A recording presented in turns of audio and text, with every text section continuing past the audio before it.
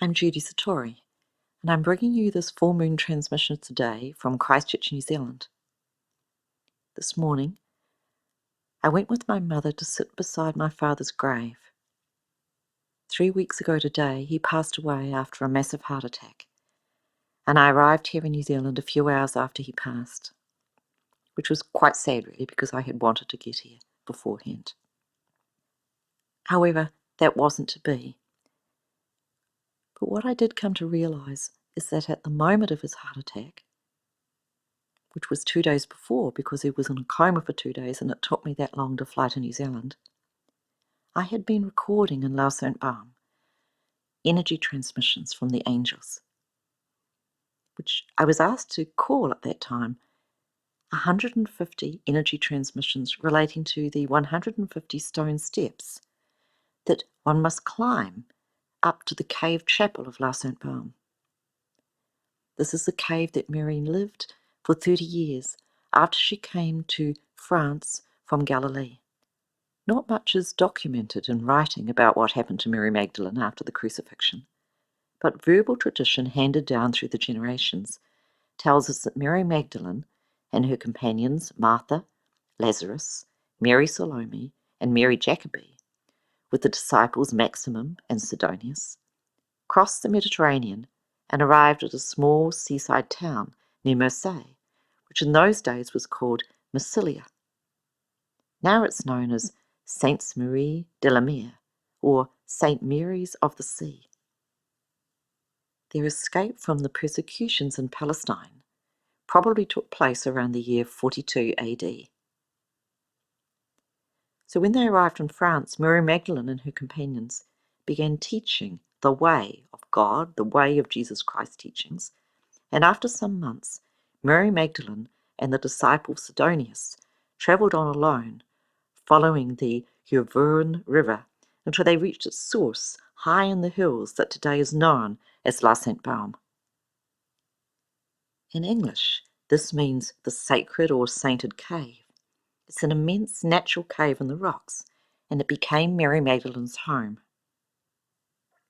And also according to verbal tradition in Provence, Mary Magdalene spent 30 years living in this cave in meditation and in solitude. And 7 times a day the angels would come down and lift her up high into the mountains, and they looked after her and nurtured her.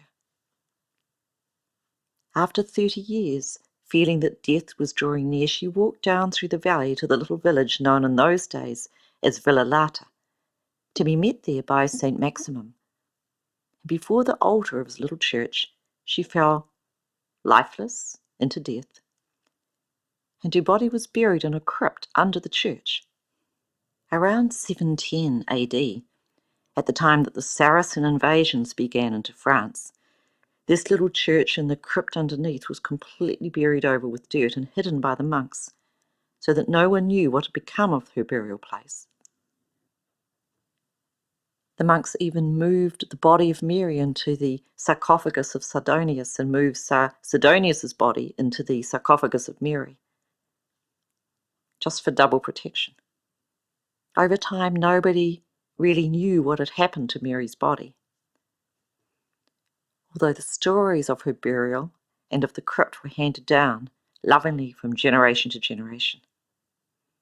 After the Saracens were driven out of France 5 centuries later, and public Christian worship returned, the people of the area who had handed down these stories began to search for her tomb. And in 1279, Prince Charles II of Salerno, a nephew of the current King of France, began an intensive search for the crypt.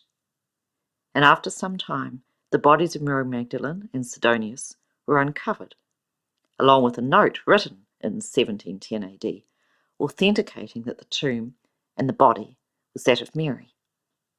So I drove into St. Maximum de la Balme and visited the beautiful basilica that was built there after the body of Mary Magdalene was rediscovered.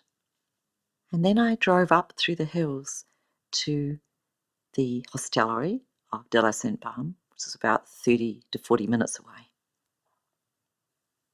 And there I spent 9 days on the mountain receiving information for 6 of 14 transcripts, I'm told there are 14 transcripts that are to be brought through at this time, but I've yet to receive the remaining 8. Every day I was asked to walk into the forest. It's a very sacred forest because none of the trees have been felled since the 13th century, and it covers 138 hectares. When I was there, it was a lot of snow on the ground, and it was really icy, and I got a long stout stick and I used it to make sure I didn't slip on the ice. The forest of de la Sainte-Barbe is at a very high altitude. It's 750 metres above sea level near a village called Plan-Dupes. It was very different in February to when I was there in July last year, when of course it was summer. So every day for 9 days I would go for a walk on the mountain, and then I'd sit in the terrace cafe, which was next to the monastery by the fire, because it was nice and warm, and I'd tune into what Spirit had to tell me. One of the first things that I was told is that there is an ancient watercourse deep within this mountain that links you to the waters of creation in Amenti. And some of you will know, or probably most of you will know, that Amenti holds the pulse rhythms of the earth. It's like the heartbeat of Mother Earth. So this ancient watercourse is actually bringing the energy of the heartbeat of the earth up to the surface of the earth. And I think that's probably why I was asked to go there, so that this water could conduct the energy that would take me through some sort of process of change. And I was very interested to read later that this water that Mary and Sidonius were following to its source was the major reason why Mary Magdalene came to this place. Maybe they were guided to seek out the energy of Amenti as well, because her role was very much to bring the energy and the essence of new creation of the way of Jesus, Yeshua, that he had brought through and that she had also helped to bring through and anchor it on the earth.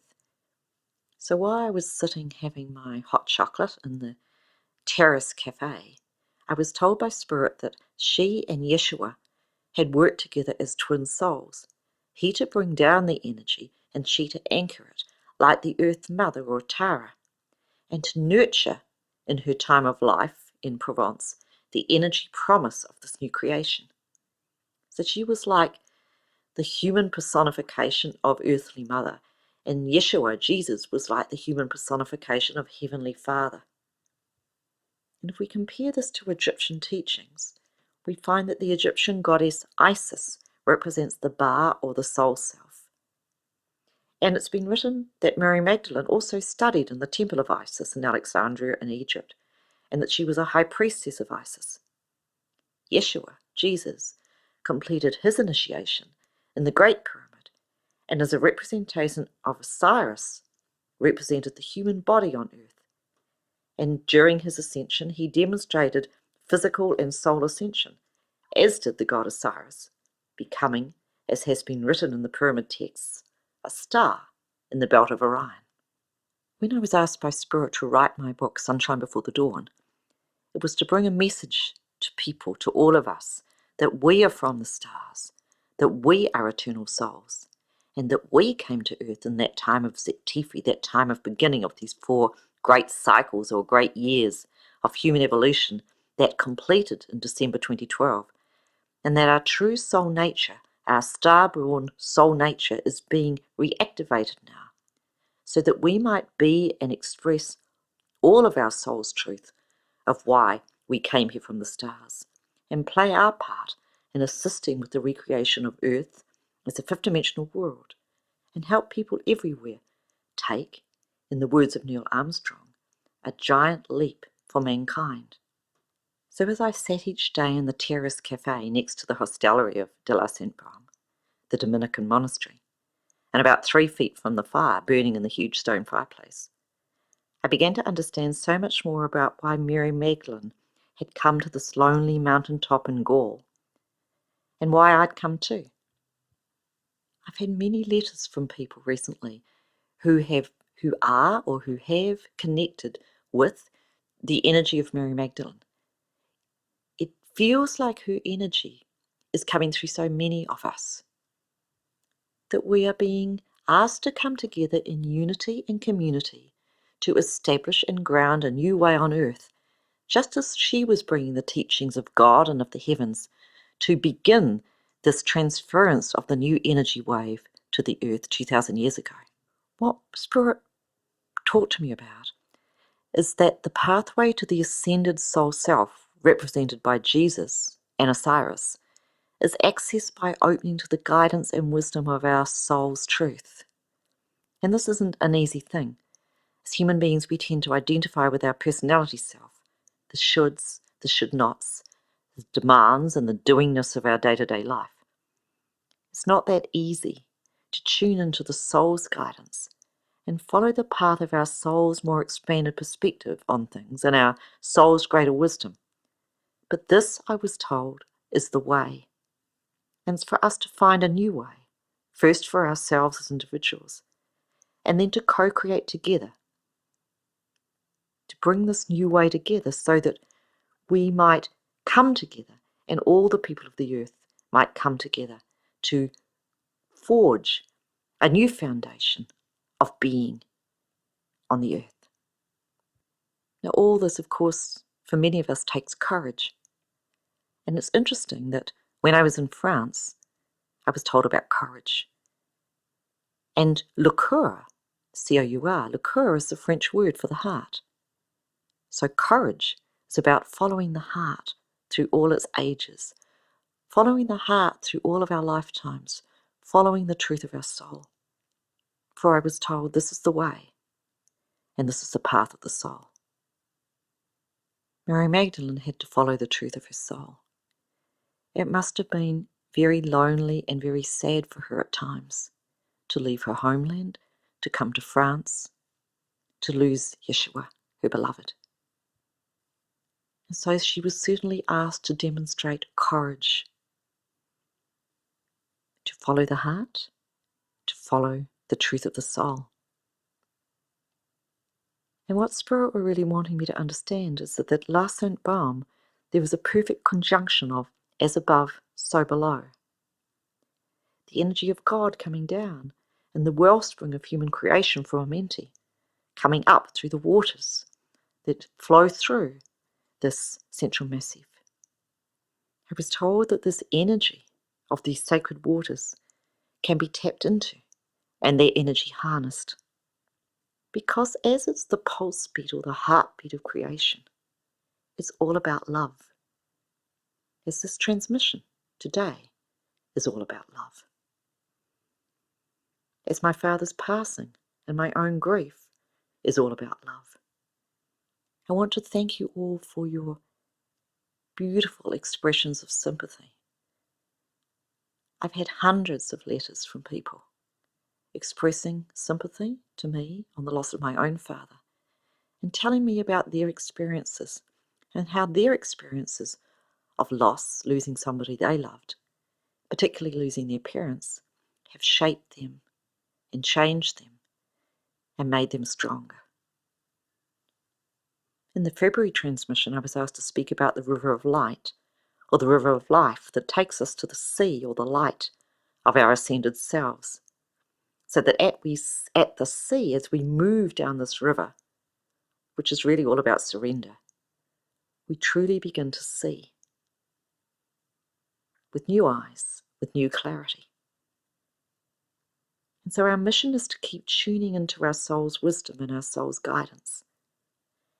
And instead of letting fear or uncertainty sway our course, just keep floating gently down this river of life to the light, which is our own soul's awakening. It's really part of our own soul's way and our own becoming. So for 9 days at La Sainte Baume, before I received the news about my father, I sat every day with Mary Magdalene and wrote down information I received. The first 6 of these 14 transcripts that I will be teaching will be at my retreats, and I'll also be teaching this work online, not just at the retreats. And it's to do with the fundamental and essential nature of love, joy and the expression of joy, doubt, faith, personal security, and the demonstration of loving strength and gratitude. I was told by Mary that the portal to Amenti at La Sainte Baume is a powerful place of initiation for all us children of light upon the earth, and that it's a place where the energy of initiation, which is really preparation, is strongly felt in a way that allows the soul to commune directly with the feminine nature of God. And it's this feminine nature of God that is issuing forth on the earth through all of us. And it's this feminine recreative nature, whether we're male or female, that will guide humanity through this very special time of adaptation and creation to a new way of living and a new expression of the way that is the way of God, is the way of light, and is the way that Jesus Christ taught and others have taught upon the earth. When I first arrived in France on the 20th of February, I was told, yes, you are to receive information, but this is a process of energy transference. And what I'm increasingly finding now that is if I write things down and I try to speak from what I'm writing, it doesn't work. I'm increasingly finding that I just have to surrender and let the words come through the way they're meant to, in a state of beingness and just loving expression. But on the 9th day, the day before my father passed away or had the massive heart attack, which was the 28th of February, I was told by Spirit, your heart is to be pierced open into grief.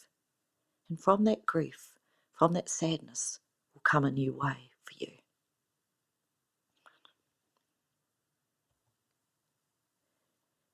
You see, I've been struggling for some time with the demands of my work, the many emails, the complexities of trying to get this work out through a website, in the trappings, the old trappings of the 3D world in the old way. It just doesn't work anymore.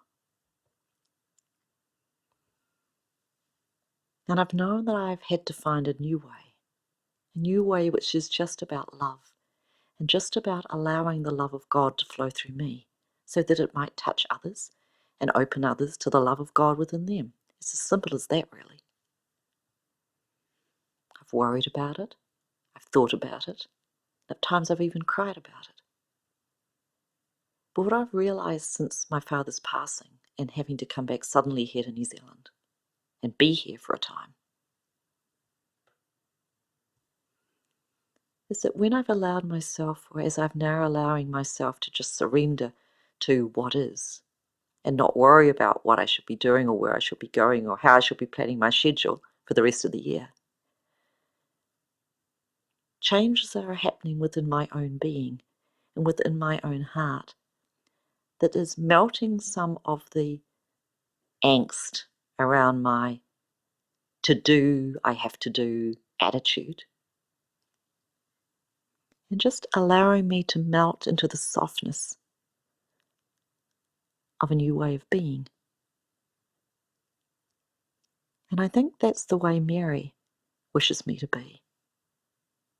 I think that's the way God wishes me to be.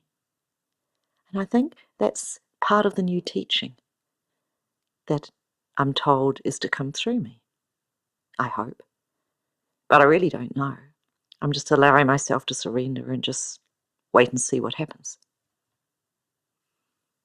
It's always been a bit of a struggle for me to say, I am going to be teaching, as Spirit tell me to say, I'm going to be teaching the transcripts of Mary Magdalene.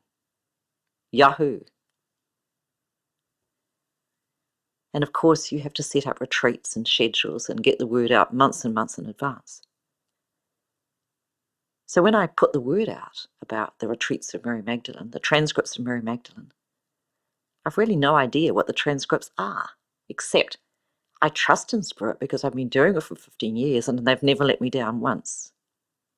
So it's all about faith and trust and just taking one step at a time. And as you take those steps, magical doorways open.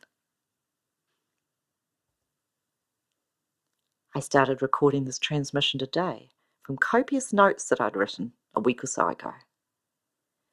until I got so fed up with all the flummoxed words and the errors that I was speaking that I just threw the notes away and started talking. And so it's 3 weeks ago today that my father David died, and I miss him. But as I sat beside his grave this morning with my mother, I felt his presence close to me. He was saying, "Jude, you can do it."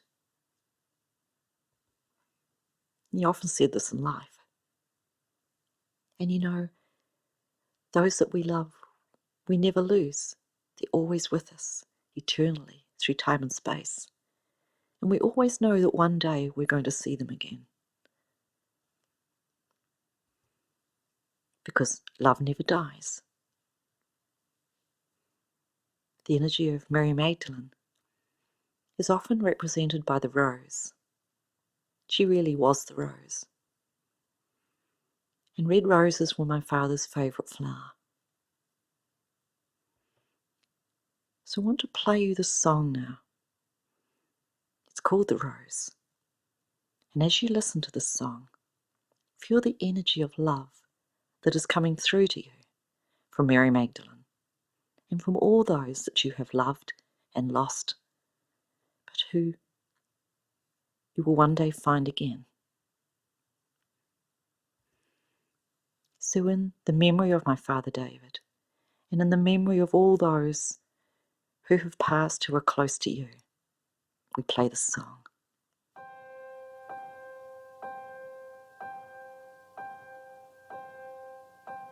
Some say love, it is a river that drowns the tender reed. Some say love, it is a razor that leaves your soul to bleed. Some say love, it is a hunger, an endless aching need.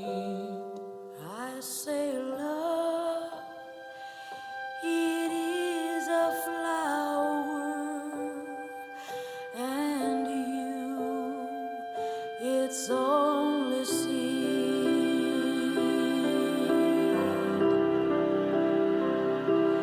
It's the heart afraid of breaking that never learns to dance. It's the dream afraid of waking that never takes the chance.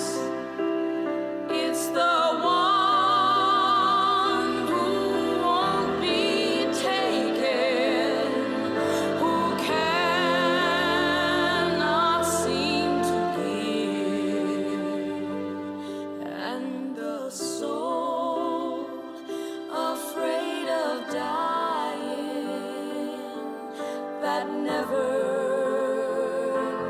learns to live.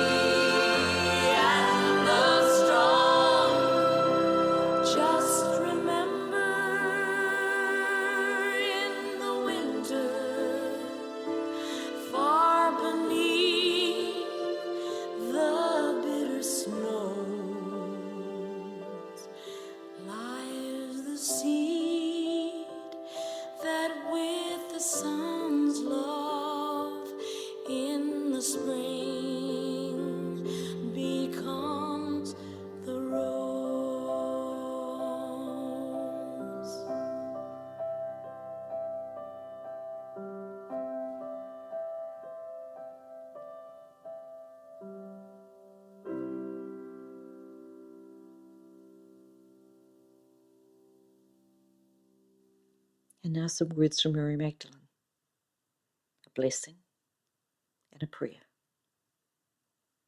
Miki koko kisajana kazinya. Ako ki e kasala kazatokushlos and a batish to sakosatia. Ako ki is a la kazatokushdasako.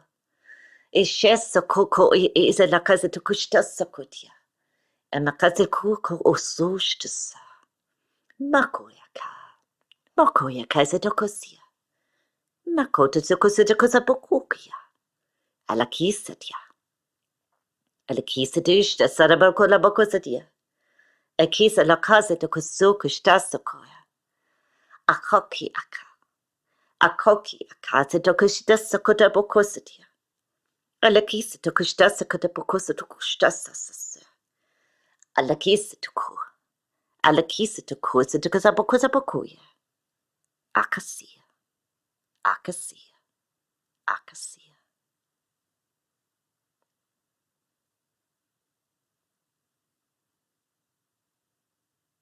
So where to from here? Really, it's about completing the work that I began 15 years ago and finally getting this new website that I've been slaving away and not finishing for ages out to you. Because I haven't quite known what I should do with it. That's why it's been delayed. But what I've now realized in the last week or so is that this work, which is the sound of light, is now complete. And there's a new way coming. And so the work of the sound of light, which is about energy transmissions and information to help us all get to a certain state of consciousness, awareness, and evolution, is part of the path and part of the way. But it's not the new way that lies ahead. It's not the transcripts of Mary. It's not the teachings that Spirit now ought to bring through to the earth. It's preparation, it's initiation. But it's not what is to come. So I'm completing this now and I'm getting it out to you. But there is a new way coming, a new direction for me personally, and a new direction for the work, and a new direction for the energy and the grounding of this way that all of us are being required to go through in the next 21 years on earth. It's all about creating together our new life on our fifth dimensional earth. And at the moment it's got its challenges as we adapt to the energy and as things, situations, circumstances which are not aligned with our soul's truth and our soul's purpose and our own personal interpretation of the way are sifted out and removed and let go of. And the way through, of course, is just to float in that river down towards that light, that sea, that clarity, as we wait and watch until we see where it is that we are to go. As we move towards that light of our own soul expansion and soul ascension, a new way will be shown to all of us. So I bless you and I love you. And until we meet again, go well. Amen. Many blessings. And just one more thing. If you're wondering what has become of the 150 steps to La Sainte Bombe, it's in production and it will be available soon. Much love to all of you.